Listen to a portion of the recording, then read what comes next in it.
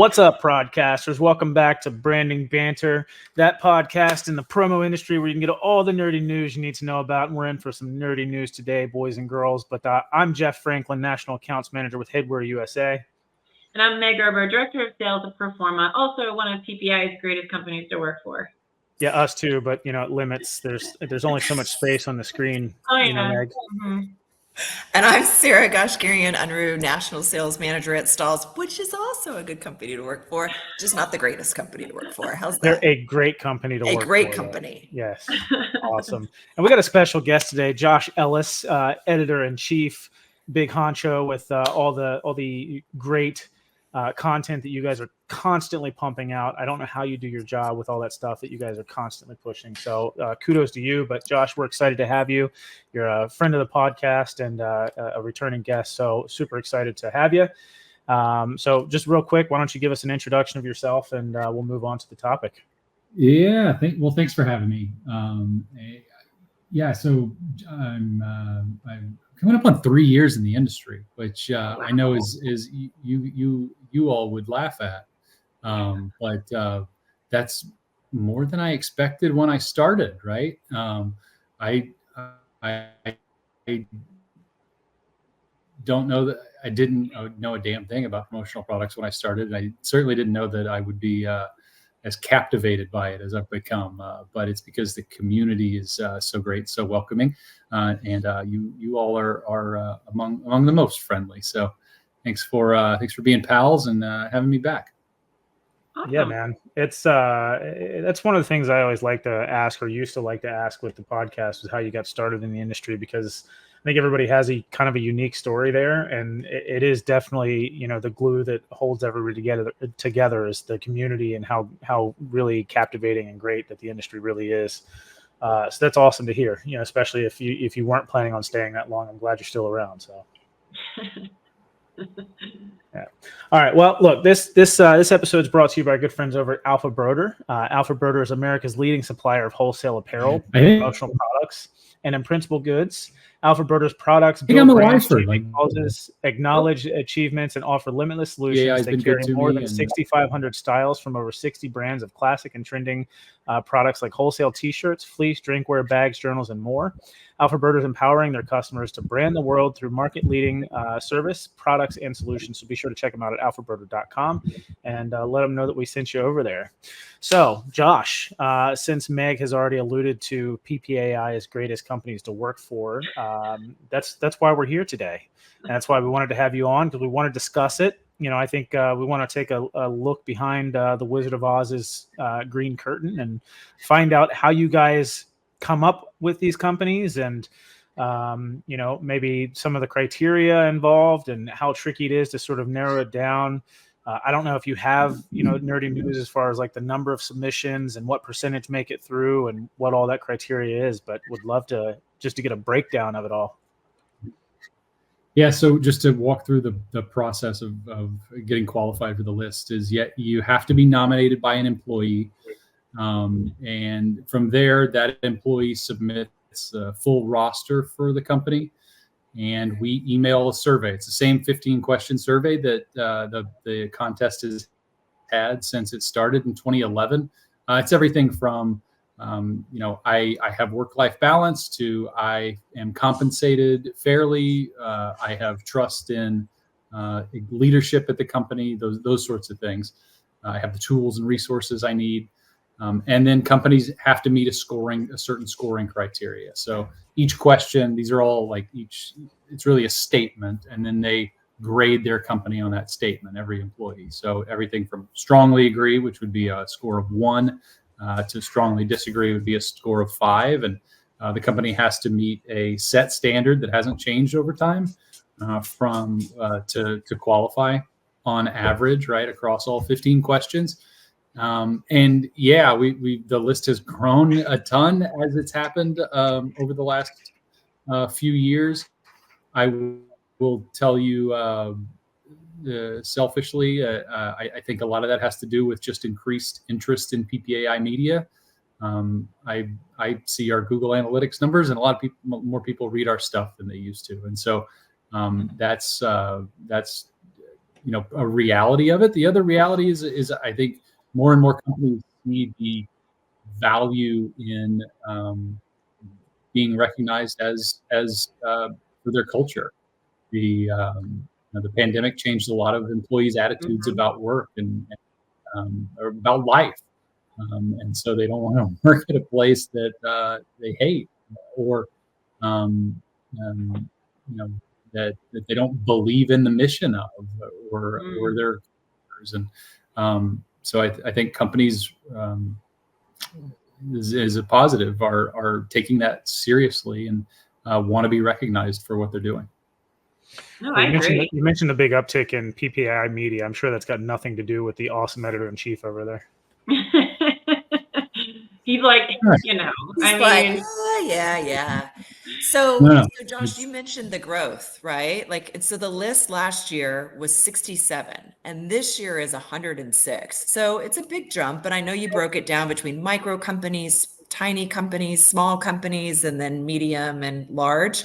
So why the jump? Oh, no. Actually, quick question before you say that. How many submissions did you have total? Oh, yeah. Yeah, because I think once you do that, because I think the jump was due to there's the popularity of how cool Josh is, people wanting to be valued. But I think when it comes down to it, did you have a lot of, when you had picked 106, how many more submissions were there? How many people did you disqualify? How many people do we not like? We had 100. We had 175 total submissions. Wow. And 106 made the list. 69 companies. This is not a. I mean, I want to be clear that this isn't one where we just pick them based on we like the essay that you wrote. That's the Rising Stars. It's the you got to meet a certain scoring threshold, and for companies of different sizes, you have to meet a different participation threshold. So people kind of hate taking surveys. I get that. We don't expect every rostered employee to fill it out.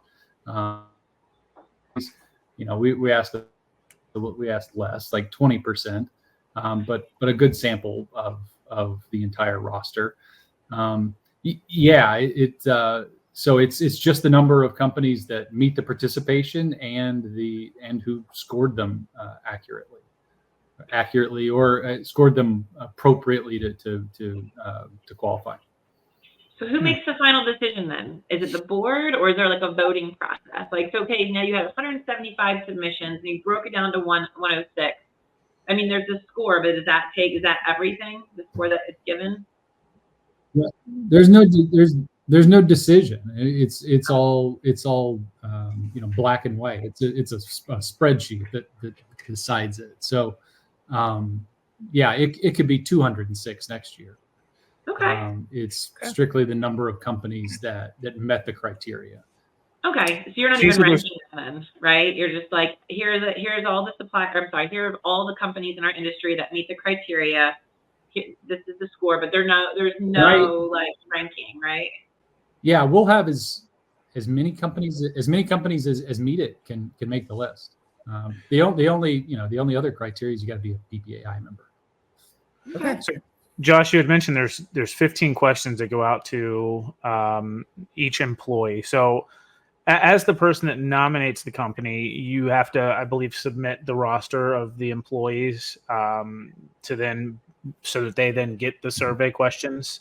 So is it based off of the number of employees that answer the questions, or is it based off of the score that each employee gives them, or the total score? How it's, because I know it's black and white based on the employee feedback, which is awesome, because then that way it takes it off of you guys, and truly the greatest companies to work for are then nominated by the employees. What does that look like?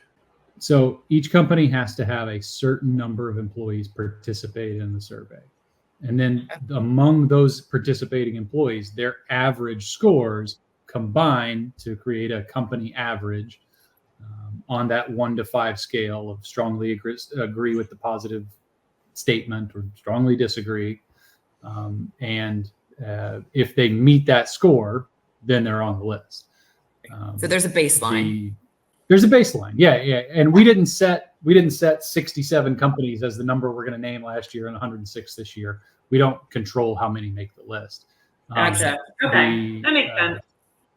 So companies miss it because they are scored negatively by their employees, or not enough employees took the survey, which you could interpret as like, I don't have anything good to say. Or I don't trust my company to not hunt me down after I say something bad about my boss, right? Like, I think that's out there in any employee survey that a company would do. Were there any surprises on there? Were there any big surprises? Any big, like, they didn't think about this? Was anything like that?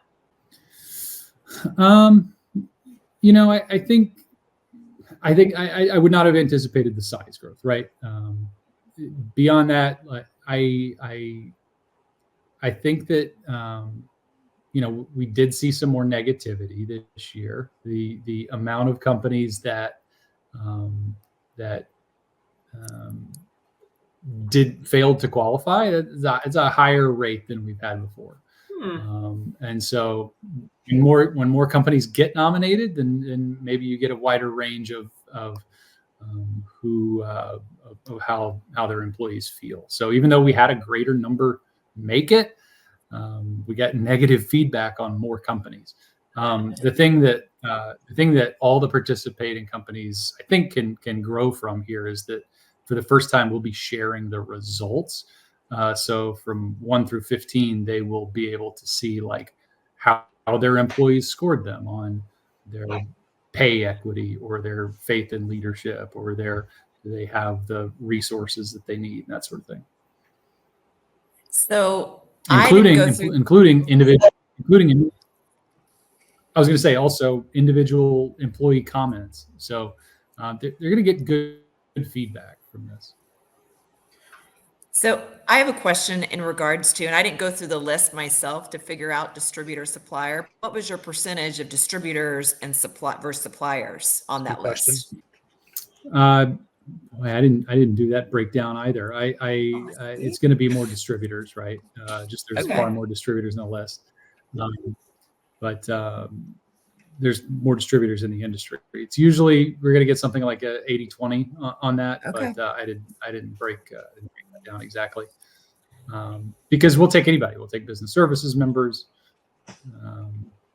That as long as they're PPAI members, then they're eligible.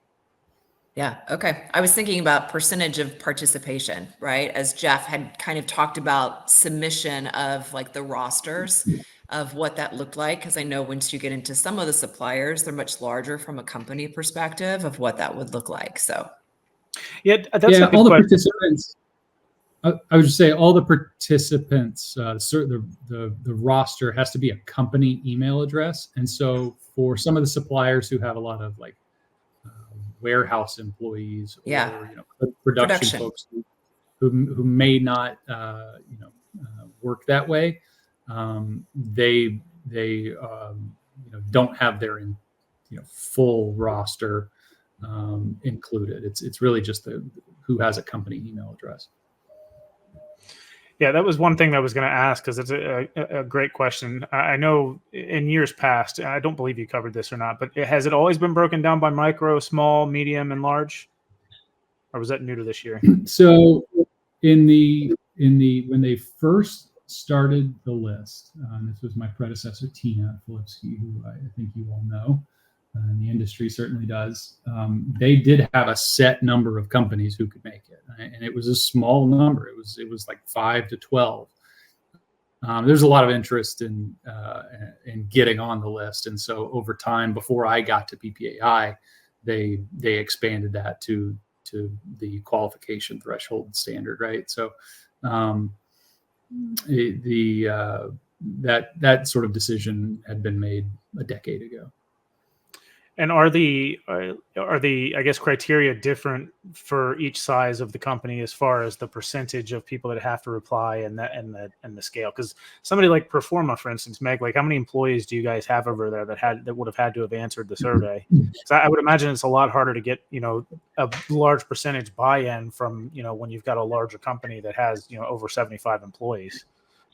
sorry, I don't know how many people had to take the survey, to be honest with you. I probably came in right as the survey was going out. I don't remember. I know it was spring, but I might have not been here yet. So I don't remember, to be honest with you. When did that survey go out, Josh? You're listed in the top company, so it's more than 75. That's for sure. No, I know we're on there. Yeah. No. I'm saying it says more than 75. So just saying. I would think if it's, let's say, well, maybe Josh will share, maybe he won't. I don't know. Maybe it's 70% buy-in. You've got to have 70% of the employees, actually fill the thing out. It's obviously would be harder for a larger company than to make this list. So kudos to Performa and the rest of the guys in the top large companies. But yeah, does the criteria change at all for the size of the company, Josh? Yeah. So fighting through the delay a little bit here. Sorry about that. But yeah, sorry about that. So it's under 25 employees on your entire roster. You have to have 60% participation.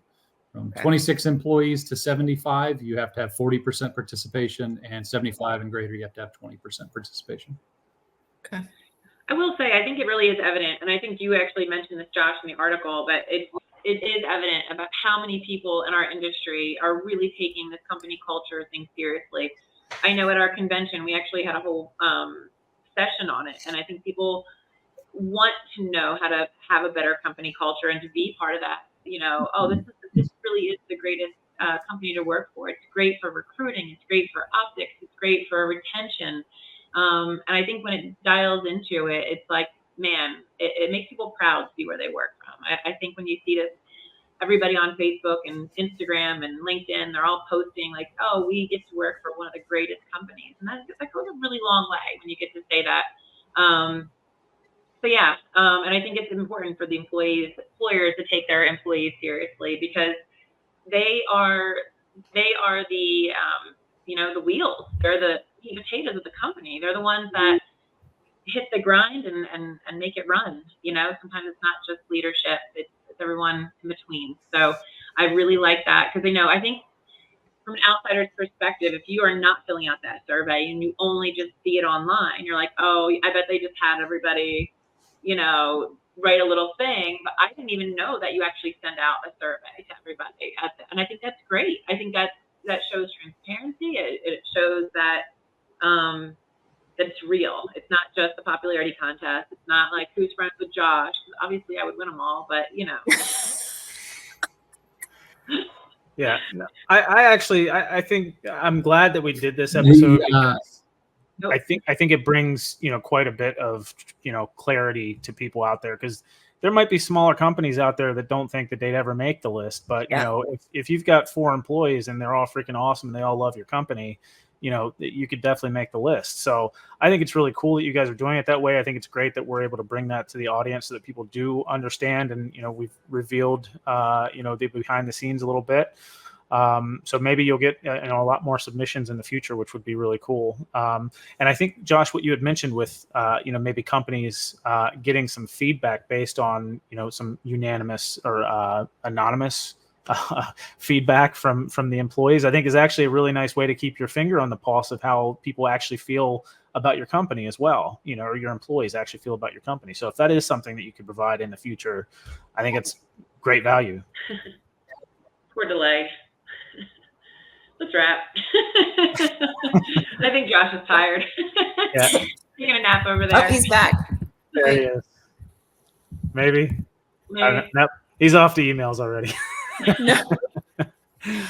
I was going to say, I think it's amazing from an outsider's, is what you said. It's so cool to be able to see. It's like a reason to celebrate, right? Internally as a company, it's something I always look towards, is like ways and why you could celebrate your company and your internal employees. But I also think it's great as from a leader's perspective to look at those that are on the list, to be able to reach out and say, hey, what are you guys doing? What's happening with your culture? Like, you've obviously got something really great happening internally, and I'd love to learn more about it, so then I can breathe that into my company. So I love that, Sarah. That's actually something that we, I think, are going to be talking about in the very future, is how to, grow a great company culture and best practices on a future podcast. So stay tuned. You guys have anything else to add to this? I mean, we lost Josh. I think he went to take a nap. I know. Thanks, Josh, for joining us. I'm sure he's going to join back in when we're in the outro or something. Yeah. Like that. But no, obviously some connection issues. So apologies for the technical difficulties. I don't know if I'll be able to maybe edit out some of those chunks, but if I don't shoot me. It's not that terrible. But yes, it was fun to be able to talk about, like I said, to be able to reveal that curtain a little bit for people, because it's all you see these things happen. You never really know how they're decided. And I think a lot of people maybe have a misconception that it's a popularity contest or, just who knows who and all that sort of stuff. And this is actually selected by the employees based on their feedback. So I think it's great the way that they do it. I think that the fact that there is no necessarily no limit for how many people can get in the list, which is really awesome. So yeah. Well, this episode was brought to you by Alpha Broder. Alpha Broder is America's leading supplier of wholesale apparel, promotional products, and imprintable goods. Alpha Broder's products build brands, champion causes, acknowledge achievements, and offer limitless solutions. They carry more than 6,500 styles from over 60 brands of classic and trending products like wholesale t-shirts, fleece, drinkware, bags, journals, and more. Alpha Broder is empowering their customers to brand the world through market-leading service, products, and solutions. So be sure to check them out at alphabroder.com. And until next time, guys, we appreciate it, and we'll be seeing you.